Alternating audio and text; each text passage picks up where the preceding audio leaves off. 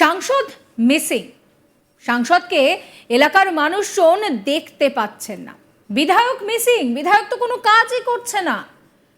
Poster পরে এই ধরনের অলিতে গলিতে এই পোস্টার দেখা যায়। রাজ্য রাজনীতিতে এটা নতুন কিছু নয়। এই মুহূর্তে দাঁড়িয়ে পশ্চিমবাংলার সব থেকে বড় সমস্যা হচ্ছে বন্যা। এই বন্যা নিয়েও রাজনীতি একেবারে চলছে। রাজ্যের শাসক দল তৃণমূল কংগ্রেসকে এই বন্যা পরিস্থিতি নিয়েও তোপ দাগছে বিরোধী দল বিজেপি। শুভেন্দু অধিকারী তো পরিষ্কার জানিয়ে দিচ্ছেন যে এই সরকারের ক্ষমতা নেই ত্রাণ দেওয়ার। ত্রাণ কারা দিচ্ছে না, ত্রাণ দিচ্ছে বিজেপি। এবার সেই বিজেপির অভিজিৎ গাঙ্গুলি তিনি কোথায়? তার এলাকায় তো বন্যা হয়েছে। সেই বন্যা কবলিত এলাকায় কেন দেখা যাচ্ছে না অভিজিৎ গাঙ্গুলিকে? প্রশ্ন তুলছেন তার সঙ্গে একদম কড়া টক্কর যে প্রার্থী দিয়েছিলেন দেবাংশু ভট্টাচার্য। দেবাংশু পরিষ্কার বলছেন যে আমি তো হেরে গিয়েছিলাম, তাহলে যিনি জিতেছেন তিনি কোথায়, আসেননি কেন? তার এলাকায় গিয়ে দেবাংশু তারই খোঁজ করছেন। দেখুন সে ভিডিও। অভিজিৎ গাঙ্গুলি এসেছিল, আপনাদের এমপি, নতুন এমপি এসেছিল। অভিজিৎ গাঙ্গুলি আসেনি, উনি তো জিতেছেন, ওনার তো আসার কথা।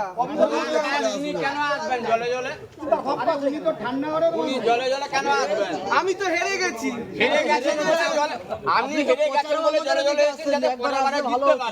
উনি জিতে আছেন, ওই জন্য আসেন। দেখলেন দেবাংশু তিনি নিজে গিয়ে অভিজিৎ গাঙ্গুলির খোঁজ করছেন। তিনি বলছেন যে আপনাদের নতুন এমপি অভিজিৎ গাঙ্গুলি এসেছিলেন, আসেননি। উনি তো জিতেছেন, ওনার তো আসার কথা, আমি তো হেরে গেছি। বন্যা পরিস্থিতি দেখতে তমলুকে পৌঁছে বিজেপি সাংসদ অভিজিৎ গাঙ্গুলির খোঁজ নিলেন দেবাংশু ভট্টাচার্য। গত বিধানসভা ভোটে তমলুক লোকসভায় বিজেপি প্রার্থী অভিজিৎ গাঙ্গুলির কাছে হেরে যাওয়ার দুঃস্বপ্ন হয়তো এখনো পিছু ছাড়েনি দেবাংশু ভট্টাচার্যের। বন্যা পরিদর্শনে দেবাংশু সহ কুণাল ঘোষের বক্তব্যে সেই প্রশ্ন বিতর্ক তৈরি করে রাজনৈতিক মহলে। কারণ তমলুক লোকসভার কোলাঘাট ব্লকের দেরিয়া চকে বন্যা কবলিত এলাকা পরিদর্শনে যান কুণাল ঘোষ এবং দেবাংশু ভট্টাচার্য। সেখানে পৌঁছাতেই দেবাংশু বলে ওঠেন যে আপনাদের নতুন এমপি অভিজিৎ গাঙ্গুলি তো এসেছিলেন, নাকি আসেননি? উনি তো জিতেছেন, ওনার তো আসার কথা, আমি তো হেরে গেছি। দেখুন সেই ভিডিও আরো একবার। অভিজিৎ গাঙ্গুলি এসেছিল, আপনাদের এমপি, নতুন এমপি এসেছিল। অভিজিৎ গাঙ্গুলি আসেনি, উনি তো জিতেছেন, ওনার তো আসার কথা। উনি কেন আসবেন জলে জলে? উনি জলে জলে কেন আসবেন? আমি তো হেরে গেছি। হেরে গেছেন আপনি, হেরে গেছেন বলে জলে জলে এসেছেন যাতে পরে জিততে পারেন। উনি জিতে আছেন, ওই জন্য আসেন। অভিজিৎ তৃণমূল নেতৃত্বের এই বক্তব্যকে কেন্দ্র করে তমলুক লোকসভায় তৈরি হয়েছে বিতর্ক। এই বিতর্কের মাঝেই রাজ্যের দুই তৃণমূল নেতৃত্ব সহ কোলাঘাট ব্লকের একাধিক তৃণমূল নেতাদেরকে নিয়ে বন্যা কবলিত এলাকা পরিদর্শন করেন। দুর্গতদের বেশ কিছু ত্রাণও বিলি করেন কুণাল ঘোষ এবং দেবাংশু ভট্টাচার্য। পরে এই ধরনের বন্যা পরিস্থিতির জন্য কেন্দ্রীয় সরকারকে দায়ী করেছেন কুণাল ঘোষ।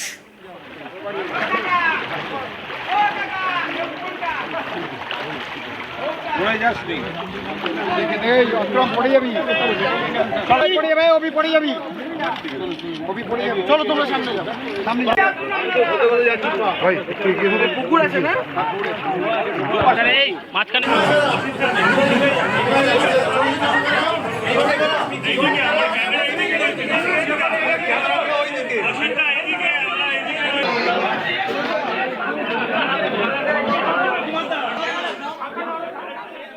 কুণাল ঘোষ বলছেন যে মুখ্যমন্ত্রীর নির্দেশে বন্যা কবলিত মানুষদের সঙ্গে দেখা করতে, তাদের অসুবিধার কথা শুনতে এসেছি। কার্যত এই বন্যা পরিস্থিতি তৈরি হয়েছে ডিভিসির জল ছাড়ার জন্য। এই নিয়ে আমার কলিগের একটি রিপোর্ট দেখাবো আপনাদের। পূর্ব মেদিনীপুর জেলার কোলাঘাট ব্লকের দেরিয়া চকে বন্যা কবলিত এলাকা পরিদর্শনে এসে কার্যত রাজনৈতিক বিতর্ক তুললেন দেবাংশু ভট্টাচার্য সহ কুণাল ঘোষ। কোলাঘাট ব্লকের দেরিয়া চক যে এলাকাগুলোতে বন্যা হয়েছে, বন্যা পরিস্থিতি তৈরি হয়েছে, সেই সমস্ত এলাকা পরিদর্শন করেন আজ। এবং তারপরেই কার্যত গাড়ি থেকে নেমেই দেবাংশু ভট্টাচার্য প্রশ্ন তোলেন আপনাদের সাংসদ কোথায়। অর্থাৎ গত লোকসভা নির্বাচনে পূর্ব মেদিনীপুর জেলার তমলুক লোকসভা কেন্দ্রে ইতিমধ্যেই জয়লাভ করেছে বিজেপি প্রার্থী অভিজিৎ গাঙ্গুলি। সেখানে কিন্তু অভিজিৎ গাঙ্গুলির কাছে হারতে হয়েছে দেবাংশু ভট্টাচার্যকে এবং সেই এলাকাতে প্রথমবার বন্যা কবলিত এলাকা পরিদর্শনে এসে সেই প্রশ্নই তুললেন তৃণমূল প্রার্থী দেবাংশু ভট্টাচার্য। দেবাংশু ভট্টাচার্য নেবেই যেটা দাবি করছেন যে আপনারা তো ভোট দিয়ে জিতিয়েছেন, তাহলে আপনাদের এমপি কোথায়? অর্থাৎ তমলুক লোকসভা কেন্দ্রের কোলাঘাট ব্লকের একাধিক জায়গায় ইতিমধ্যেই কিন্তু বন্যার মতো ভয়াবহ পরিস্থিতি তৈরি হয়েছে। সেই সমস্ত এলাকা পরিদর্শনে এসেই কার্যত কটাক্ষের সুরে অভিজিৎ গঙ্গোপাধ্যায়ের উদ্দেশ্যে এমনই মন্তব্য করেন তার এগেনস্টে থাকা তৃণমূল প্রার্থী দেবাংশু ভট্টাচার্য। তবে শুধু যে দেবাংশু ভট্টাচার্য তিনিই এই প্রশ্ন তোলেন তা নয়, তার পাশাপাশি কুণাল ঘোষ, তৃণমূল নেতা কুণাল ঘোষ, তাকেও কিন্তু এই ধরনের প্রশ্ন তুলতে দেখা যায়। তিনিও কিন্তু দাবি করেন যে যেই এলাকা থেকে জিতে তিনি সাংসদ হয়েছেন সেই এলাকার মানুষ ইতিমধ্যেই বন্যা কবলিত এলাকায় চরমভাবে ভুগছেন। সেখানে কার্যত বিজেপি এমপি অভিজিৎ গঙ্গোপাধ্যায়কে দেখাই যাচ্ছে না, এমনই প্রশ্ন তুললেন দুই তৃণমূল নেতা। পাশাপাশি আজ সকালেই আমরা দেখেছি তারা দুজনেই বন্যা কবলিত এলাকা পরিদর্শনের পর সেখানকার যারা দুর্ভোগে ভুগছেন যে সমস্ত মানুষ, সেই সমস্ত মানুষদের সাথে কথা বলেন, তাদের অভাব অভিযোগ সহ অসুবিধা তুলে শুনেন এবং সেগুলোকে রাজ্য সরকারের তত্ত্বাবধানে যথারীতি সেগুলো নিবারণ করার যে প্রক্রিয়া সেটাও কিন্তু করবেন বলে জানিয়েছেন কুণাল ঘোষ। তবে শুধুমাত্র আমরা গত পরশুদিনই দেখেছিলাম মুখ্যমন্ত্রী মমতা বন্দ্যোপাধ্যায় তিনি পাঁশকুড়ার নারায়ণদাঁড়িতে সেখানে বন্যা কবলিত এলাকা পরিদর্শনে এসে কার্যত ডিবিসিকেই দায়ী করেছিলেন। সেই দায় কিন্তু শুধু মুখ্যমন্ত্রী মমতা বন্দ্যোপাধ্যায় নয়, কুণাল ঘোষ তাকেও দেখা গেল একই সুরে কথা বলতে। কুণাল ঘোষও দাবি করছেন যে এই বন্যা পরিস্থিতির জন্য দায়ী ডিবিসি।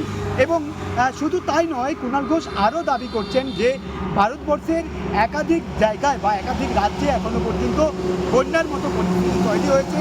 সেই সমস্ত রাজ্যগুলিতে, অর্থাৎ তিনি উল্লেখ করে বলেন আসাম সহ যে সমস্ত রাজ্যে বন্যা পরিস্থিতি তৈরি হয়েছে সেই সমস্ত রাজ্যগুলিকে কেন্দ্রীয় সরকার অর্থ বরাদ্দ করেছেন, কিন্তু পশ্চিমবঙ্গ সেখানে কিন্তু কেন্দ্র সরকার কোনোরকমভাবে অর্থ বরাদ্দ করেনি।